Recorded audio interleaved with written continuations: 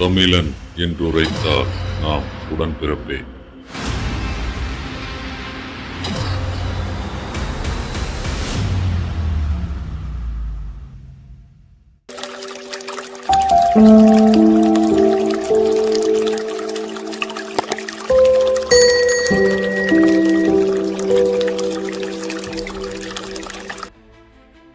ஒரு ஊர்ல 5-6 சின்ன பசங்க சேர்ந்து ஆத்துல குளிக்க போனாங்க. அவங்க குளிக்கும்போது அவங்க கூட சேர்ந்து இன்னொரு ஆள் குளிக்கிற மாதிரி அவங்களுக்கு தோணுச்சு. இதை எதுவும் பெருசாக எடுத்துக்காத அந்த பசங்க குளிச்சு முடிச்சு வீட்டுக்கு வந்துட்டாங்க. அதில் ஒரு பையன் மட்டும் அவங்க பாட்டிக்கிட்ட நடந்த விஷயத்த சொல்கிறான். இதை கேள்விப்பட்ட உடனே அந்த பாட்டி சொன்னாங்க, பயப்படாதீங்க, உங்கள் கூட சேர்ந்து குளித்த ஒரு பேர் கூத்தன், அவர்னால உங்களுக்கு எந்த பிரச்சனையும் இல்லை அப்படின்னு சொல்லிடுறாங்க. இதை கேட்ட உடனே அந்த சின்ன பையனும் கூத்தன் அப்படிங்கிறவர் ஊரை சேர்ந்த ஒரு நபர் அப்படின்னு நினச்சிக்கிட்டு அதை பெருசுப்படுத்தாமல் விட்டுறான். அடுத்து ஒரு நாள் வழக்கம் போல் ஆற்றுக்கு 6 சின்ன பசங்க சேர்ந்து குளிக்க போகிறாங்க. அப்படி குளிக்க போகும்போது அன்னைக்கும் அவங்க கூட சேர்ந்து ஒரு ஆள் குளிக்கிற மாதிரி அவங்களுக்கு தோணுச்சு. அதில் அந்த சின்ன பையனும் இருந்தான். சரி, யாரு தான் நம்ம கூட இன்னைக்கு குளிக்கிறாங்க அப்படின்னு கண்டுபிடிக்கிறதுக்காக 6 பேரும் ஒருத்தர் மாற்றி ஒருத்தராக பாறையிலேருந்து ஆற்றுல குதிக்கிறாங்க. அப்படி 6 பேர் குதித்து முடித்ததுக்கப்புறம் 7ஆவதாக ஒரு ஆள் பொத்துன்னு குதிக்கிறாரு.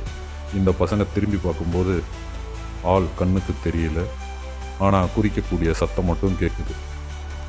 பக்கத்தில் வேற சுடுகாடு இருக்குது. இதை பார்த்த உடனே அந்த பசங்களுக்கு தூக்கி வாரி போட்டு அங்கேருந்து அனைவரும் ஒரே ஓட்டமாக ஓடி ஊருக்குள்ளே வந்து சேர்ந்துடுறாங்க. திரும்பவும் அந்த சின்ன பையன் போய் நடந்த விஷயத்த சொல்லி, கூத்தன்னா எங்கள் கண்ணுக்கு தெரிய மாட்டாரு, யார், அவர் உயிரோடு இருக்காரா இல்லையா அப்படின்னு கேட்குறான். அப்போ அந்த பாட்டி சொல்கிறாங்க, கூத்தன் அப்படிங்கிற ஒரு மனிதன் கிடையாது, அவர் நம்ம ஊர் கூத்தாண்டவர் தெய்வம். அவர் ஆற்றுல சின்ன பசங்க குளிக்கும்போது அவங்க கூட சேர்ந்து குளிக்கிறது அவருக்கு ரொம்ப பிடிக்கும், அவங்களுக்கு பாதுகாப்பாக இருப்பார், அதனால தான் நீங்கள் பயப்பட வேண்டாம் அப்படின்னு சொன்னேன் என்று பாட்டி சொன்னாங்க. யார் இந்த கூத்தன் என்கிற கூத்தாண்டவர்? எந்த ஊரில் இந்த மாதிரி கதை சொல்லிகிட்டு இருக்காங்க அப்படிங்கிறத இந்த வீடியோக்குள்ளே பார்க்கலாம்.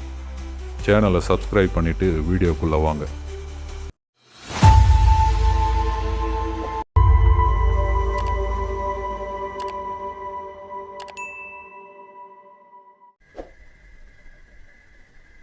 சேலம் மாவட்டத்தில் கொல்லிமலைத் தொடரிலிருந்து ஓடக்கூடிய ஒரு நதியின் பெயர்தான் சுவேத நதி. இந்த நதிக்கரையோரம் அமைந்துள்ள ஒரு கிராமம்தான் தெடாவூர் கிராமம். அந்த தெடாவூர் கிராமத்தில் சுவேத நதிக்கரையோரம் அமைந்துள்ள ஒரு கோவில்தான் திரு கூத்தாண்டவர் திருக்கோவில்.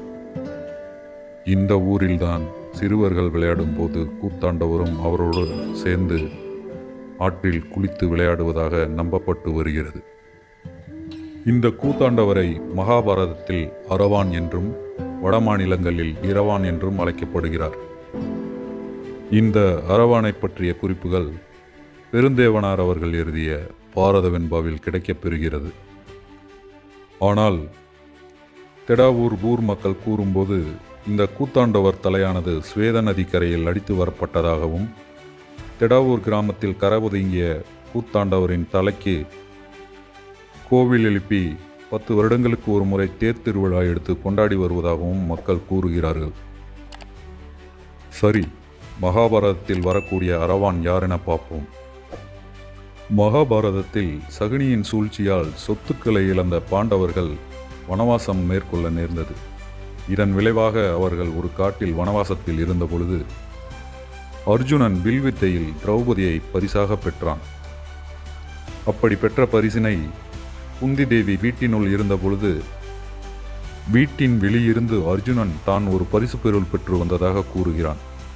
இதை கேட்ட குந்தி தேவி அப்பரிசு பொருள் என்னவென்று தெரியாமலே அதனை அண்ணன் தம்பிகள் ஐவரும் சமமாக பங்கிட்டுக் கொள்ளுங்கள் என உத்தரவிடுகிறார். தாயின் கட்டளையை நிறைவேற்ற வேண்டி ஐவரும் ஒப்புக்கொள்கின்றனர். ஆனால் இந்த தவறுதலுக்கு காரணம் அர்ஜுனன் தான் எனவும், அவன் சரியான பரிசு பொருளை குந்தி தேவியிடம் தெளிவாக எடுத்துரைத்திருந்தால் இக்குழப்பம் ஏற்பட்டிருக்காது எனவும் மற்ற பாண்டவர்கள் அனைவரும் அர்ஜுனன் மீது கோபம் கொண்டனர். இதனால் மிகுந்த மன உளைச்சலுக்கு ஆளான அர்ஜுனன் வடக்கு நோக்கி ஒரு நீண்ட பயணம் மேற்கொள்கிறான். அப்படி செல்லும் வழியில் அவன் நாகலோகத்தை சேர்ந்த இளவரசி உலுப்பி என்கிற பெண்ணை காண்கிறான். அவள் மீது காதல் வயப்பட்டு அவர்கள் இருவருக்கும் ஒரு ஆண் குழந்தை அர்ஜுனனின் அம்சமாக பிறக்கிறது. இந்த ஆண் குழந்தை தான் வரலாற்றில் பின்னர் அரவான் என்று அழைக்கப்படுகிறது. அதன் பின்னர் அர்ஜுனன் அங்கிருந்து சென்று விடுகிறான். இதற்கு பிறகு குருசேத்திர போரில் அரவானின் பங்களிப்பு ஏற்படுகிறது. குருசேத்திர போர் தொடங்கிவிட்டது. போரில் வெற்றி பெற வேண்டுமெனில் காளி தேவிக்கு 32 அம்சங்கள் பொருந்திய ஒரு வீரனை பலி கொடுக்க வேண்டும். இவ்வாறு கிருஷ்ணன் கூறுகிறார். அப்படி கிருஷ்ணன் கூறியவுடன் யாரை பலியிடலாம் என பாண்டவர்கள் வேண்டுகிறார்கள். அதற்கு கிருஷ்ணன் கூறுகிறார், உலகிலேயே 32 அம்சங்கள் பொருந்திய 4 மட்டுமே உள்ளனர். அதில் ஒருவன் கிருஷ்ணன், இரண்டாவன் அர்ஜுனன், மூன்றாவன் கௌரவ படையைச் சார்ந்த சல்லியன், நான்காம் அவன் அர்ஜுனனின் மகன் அரவான் என பதில் கூறுகிறார். இதில் மற்ற மூவரையும் பலியிட முடியாத காரணத்தினால் அரவானே களப்பலியாக தேர்ந்தெடுக்கப்படுகிறார். இதை அறிந்து கொண்ட அரவான் தான் போரில் பங்கேற்காமல் களப்பலியாவதற்கு தானே முன்வந்து சம்மதம் தெரிவிக்கிறார். இதனால் அவருக்கு 3 வரங்கள் வேண்டும் என கிருஷ்ணனிடம் வினவுகிறார். கிருஷ்ணனும் அதற்கு சம்மதம் தெரிவிக்கிறார். அதன்படி முதலாவது வரம் தான் இறப்பதற்கு முன்பு திருமணம் நடக்க வேண்டும் எனவும், இரண்டாவது வரம் எனக்கு இப்போர்க்களத்தில் வீரமரணம் ஏற்பட வேண்டும் எனவும், மூன்றாவது வரத்தின்படி இப்போர் முடியும் வரை எனது கண்கள் இப்போரினை கண்டுகளிக்க வேண்டும் எனவும் 3 வரங்களை பெறுகிறார். இதற்கு சம்மதம் தெரிவித்த கிருஷ்ணர் அவ்வாறே நடக்கட்டும் என ஆணையிடுகிறார். போர்க்களத்தில் பலியாக போகும் ஒரு வீரனுக்கு யாரும் பெண் கொடுக்க முன்வராத காரணத்தால் கிருஷ்ணனே மோகினி அவதாரம் எடுத்து அரவானை மணந்து கொள்கிறார். அவ்வாறு அரவானுக்கு வழங்கப்பட்ட முதல் வரம் நிறைவேற்றப்படுகிறது. இரண்டாவது வரமான போர்க்களத்தில் வீரமரணம் என்பதற்கு கிருஷ்ணன் அலம்பூசன் என்கிற கௌரவப்படை வீரனை தேர்ந்தெடுக்கிறார். அவனுடன் அரவான் போரிடும்போது கொல்லப்படுகிறார். ஏனென்றால் அலம்பூசன் என்பவன் கருட வடிவம் கொண்ட கருட வம்சத்தை சேர்ந்த ஒரு அரக்க வம்சத்தை சார்ந்தவன். ஆனால் அரவானோ நாக வம்சத்தை சார்ந்த ஒரு இளவரசன். எனவே கருடனிடம் அரவான் தோல்வியுறுகிறார். அப்படி தோல்வியுற்ற போது கருட வடிவம் எடுத்த அலம்பூசன் அரவானின் தலையை கொய்து ஆற்றில் விட்டுவிட்டார். இவ்வாறாக அரவானின் இரண்டாவது வரமும் நிறைவேற்றப்பட்டது.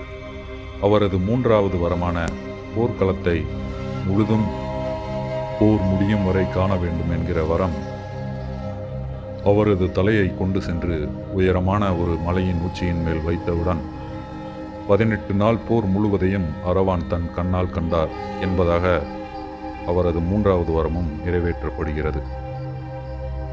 இதன் அடிப்படையில் அலம்பூசனால் கொய்து எறியப்பட்ட அரவானின் தலையானது ஸ்வேத நதி ஆற்றங்கரையில் அடித்து வரப்பட்டதாகவும், அதை எடுத்து வந்து ஊர் மக்கள் திருத்தலம் கட்டி அங்கே கோவில் வழிபாடு செய்வதாகவும் அவ்வூர் மக்கள் இன்றும் நம்புகின்றனர். இந்த அரவானுக்கு தமிழகத்தில் குறிப்பாக பூவாகம் என்கிற கிராமத்தில் வெகு விமர்சையாக திருநங்கைகளால் திருவிழா கொண்டாடப்படுகிறது. அக்கொண்டாட்டத்தின்படி திருநங்கைகள் களப்பலியாக போகும் அரவானுக்கு முதல் நாள் தாலி கட்டி கொண்டு அவருக்கு மனைவியாக பாதித்து அத்திருவிழாவின் நிறைவு செய்கின்றனர். இதே போன்று சேலம் மாவட்டத்தில் உள்ள தெடாவூர் கிராமத்திலும் 10 ஆண்டுகளுக்கு ஒரு முறை கூத்தாண்டவருக்கு தேர் திருவிழா எடுத்து மக்கள் கொண்டாடி வருகின்றனர். பல லட்சம் மக்கள் கூடும் அந்த திருவிழாவின் போது கூத்தாண்டவரின் தலை வெட்டப்படுவதே முக்கிய நிகழ்வாக கொண்டாடப்பட்டு வருகிறது. இதில் இன்றும் அவிழ்க்க முடியாத மர்மம் என்னவெனில், அரவானின் தலை வெட்டப்படும் போது ஊரில் ஒரு மரணம் நிகழ்வது அவ்வூரின் எழுதப்படாத தலையெழுத்தாக உள்ளது. இதே போன்று வட இந்தியாவில் ஒரு தெய்வத்தை மக்கள் பெருவாரியாக வழிபட்டு வருகிறார்கள். அந்த கடவுளும் கூத்தாண்டவரும் ஏறக்குறைய ஒரே போன்று வரலாற்று பின்னணியை கொண்டவர்களாக கருதப்படுகிறார்கள். மிகப்பெரிய வீரனான அந்த கடவுள் மகாபாரத போரில் பங்கேற்காமலேயே கடவுள் வரம் பெற்று மக்களால் வணங்கப்பெற்று வருவதாகவும், அரவானை போன்றே 18 நாள் போர் முழுவதையும் தன் கண்ணால் ஒரு மலை முகட்டிலிருந்து பார்த்ததாகவும் புராணங்களில் கூறப்பட்டு வருகிறது. யார் அந்த கடவுள், எந்தெந்த மாநிலங்களில் அந்த கடவுளை விமர்சையாக கொண்டாடி வருகிறார்கள் என்பதை மற்றும் ஒரு வீடியோவில் பார்க்கும் வரை உங்களிடம் இருந்து விடைபெறுகிறோம். நன்றி, வணக்கம்.